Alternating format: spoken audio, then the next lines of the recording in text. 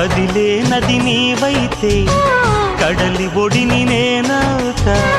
లేత కొమ్మ నీవైతే చివురుటాకు నేనవుతా. కొంటె అలవు నీవైతే కంటి పాప నేనవుతా. వాన జల్లు నీవైతే పూల ఋతువు నేనవుతా. మోగుతోంది సన్నాయి ముద్దు ముద్దుగా, విచ్చుకుంది పున్నాగ వెచ్చవెచ్చగా. పరవశమో పరవరమో మరు జన్మకు స్వాగతం.